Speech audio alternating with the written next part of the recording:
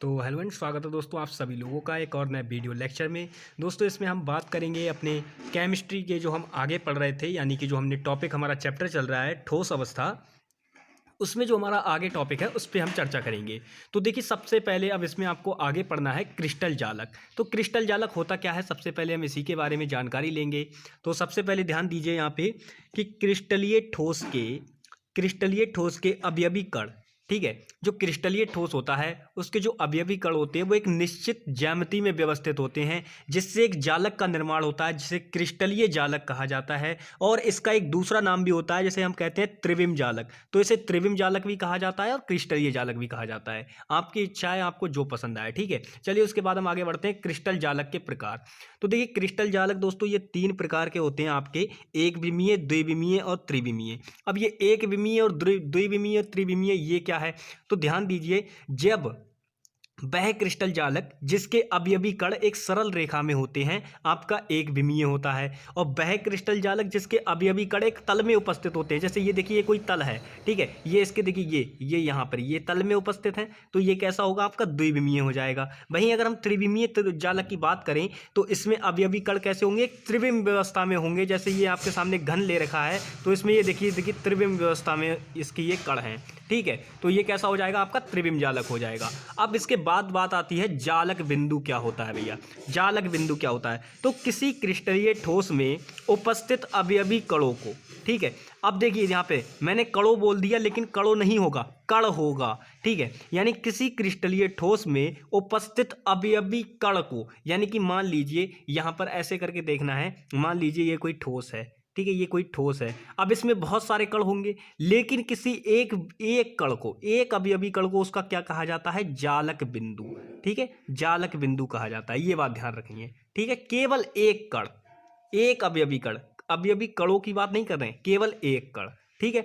अब उसके बाद नेक्स्ट हमारा टॉपिक आता है एकक कोशिका या इकाई सेल। ये क्या होते हैं, ठीक है, तो ध्यान दीजिएगा, इस सबसे पहले एकक कोशिका या इकाई सेल के बारे में हम बात करेंगे। तो किसी क्रिस्टल जालक का वह सूक्ष्मतम इकाई जिसे बार बार रखने पर एक पूर्ण क्रिस्टल का निर्माण हो, ठीक है, किसी क्रिस्टल जालक का वह सूक्ष्मतम इकाई जिसे बार बार रखने पर एक पूर्ण क्रिस्टल का निर्माण हो, उसे एकक कोशिका या इकाई सेल कहा जाता है। अब ये कितने प्रकार की होती हैं, तो ध्यान दीजिएगा, इकाई सेल आपकी 2 प्रकार की होती है। कौन कौन सी, सरल घनीय एकक कोशिका SCC और केंद्रीय एक कोशिका, ठीक है, ये 2 होती हैं आपकी। तो सबसे पहले हम बात करते हैं कि सरल घनीय एकक कोशिका क्या होती है। तो सरल घनीय एकक कोशिका यानी SCC में उसके जो अवयवी कण होते हैं दोस्तों वो कैसे होते हैं, घन के कोनों पर उपस्थित होते हैं। फॉर एग्जांपल मैंने ये आपको बना के दिखाया हुआ है, ये कोई घन है, आप इस तरीके से इसको बना सकते हैं। मैं इधर दूसरा बना देता हूँ आपके सामने, इस तरीके से इसको बनाते हैं, बिल्कुल बहुत ईजी होता है इसको बनाना, बिल्कुल बस इस तरीके से बना लेते हैं इसको, ठीक है, सिंपल, ये बन गया। अब इसके कोनों पर, यानी कि एक यहाँ होगा, यही तो कोने हैं इसके, बताओ, एक यहाँ होगा, एक यहाँ होगा, एक यहाँ होगा, एक यहाँ होगा, एक यहाँ होगा और एक यहाँ होगा, यानी कि ये क्या बन गया भैया, ये आपकी बन गई सरल घनीय एकक कोशिका, ठीक है। उसके बाद हम आगे करते हैं कि केंद्रीय एकक कोशिका क्या होती है। अब ये केंद्रीय एकक कोशिका है क्योंकि एक इकाई सेल आपकी 2 प्रकार की होती है, सरल घनीय एकक कोशिका और केंद्रीय एकक कोशिका। तो अब हम बात करेंगे केंद्रीय एकक कोशिका। तो केंद्रीय एकक कोशिका में उसके जो अवयवी कण होते हैं वो घन के कोनों पर तो उपस्थित होंगे ही होंगे, यानी कि आप ध्यान दें, यहाँ पर ऐसे करके मैं बना के दिखाता हूँ आपको, ये इस प्रकार से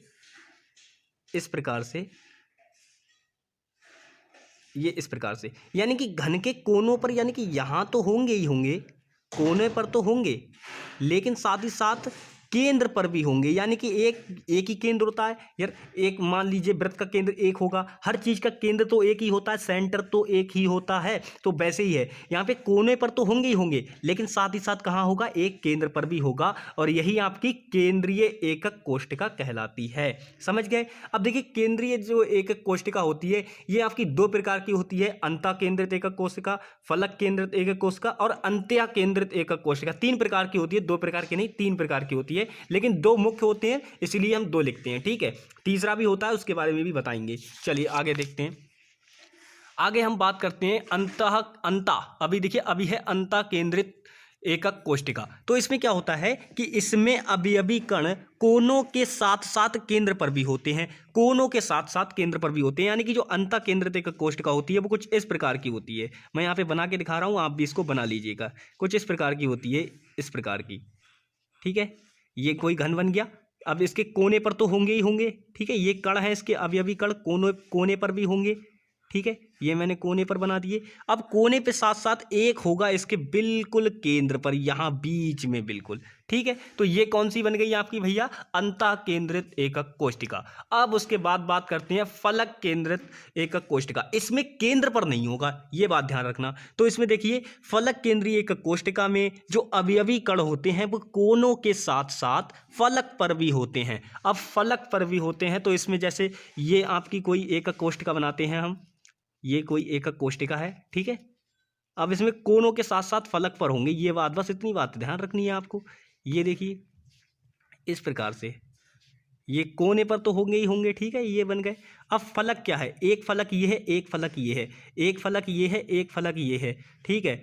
ये ऊपर नीचे, दाएं बाएं और आगे और पीछे, यानी कि 6 हो गए, ठीक है। कुछ इस प्रकार से।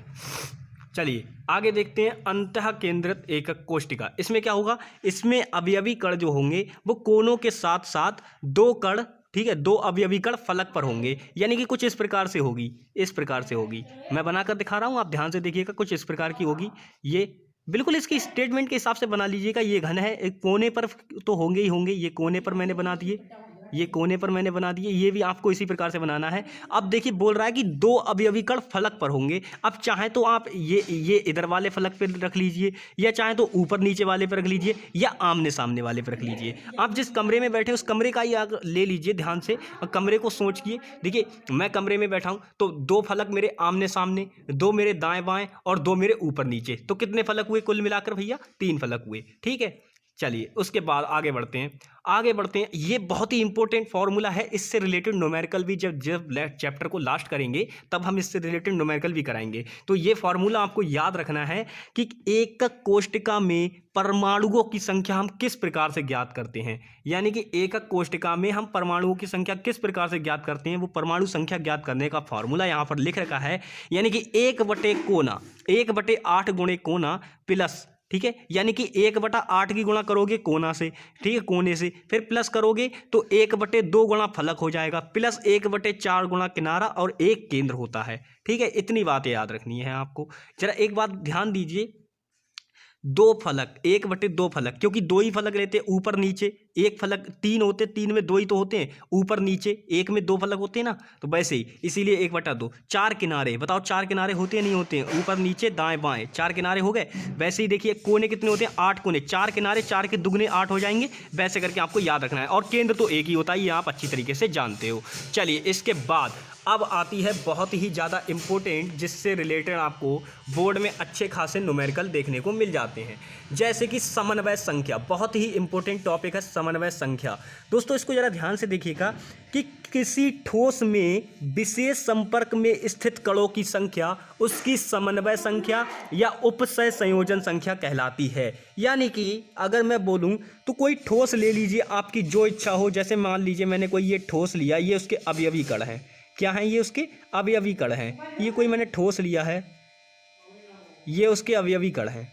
ये कोई ठोस लिया, ये उसके अवयवी कण हैं। अब इसके विशेष संयोजन में मान लीजिए ये 4 कण हैं, तो 4 कण कुछ इस प्रकार से संयोजन कर रहे हैं। अब जब ये 4 कण जब इस प्रकार से संयोजन कर रहे हैं तो इसकी जो समन्वय संख्या होगी वो कितनी हो जाएगी दोस्तों? 4 हो जाएगी। और ये अभी मैं बताऊँगा आज की लेक्चर में, बस मैं आपको समन्वय संख्या बताऊँगा और संकुलन क्षमता बताऊंगा। फिर उसके बाद नेक्स्ट लेक्चर में हम आगे कंटिन्यू करेंगे, ठीक है। अब इसके बाद ये तो मैंने बता दिया आपको समन्वय संख्या निकालना, ठीक है। अगर मान ये ठोस था आपके लिए, ठोस के लिए मैंने बता दिया। और ये जरूरी नहीं है आप जो भी 2 विशेष कण लेना चाहें आप वो ले सकते हैं, ठीक है। उसके बाद हम बात करते हैं संकुलन क्षमता क्या होती है? तो किसी क्रिस्टल जालक में उपस्थित अवयवी कणों का आयतन तथा क्रिस्टल के कुल आयतन का अनुपात। यहाँ पे जरा ध्यान से देखने वाली बात यह है, कह क्या रहा है, जरा ध्यान से सुनो।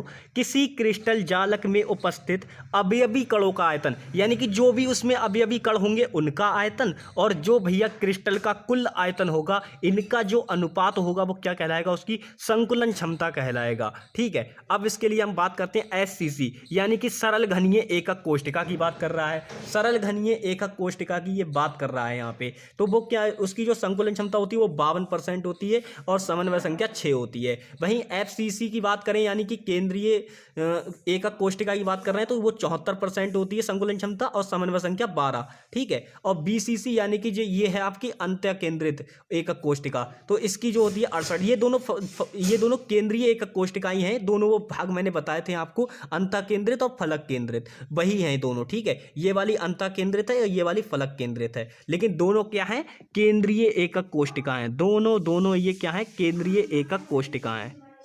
ठीक है, के एकक कोष्टिका है। दोनों की दोनों ये क्या है? एकक कोष्टिकाएं। बस इतना। ठीक है, तो इसकी समन्वय संख्या क्या हो जाएगी भैया? इसकी समन्वय संख्या 8 हो जाएगी, और ये बीसीसी जो इसकी संकुलन क्षमता है वो क्या हो जाएगी? 68% हो जाएगी।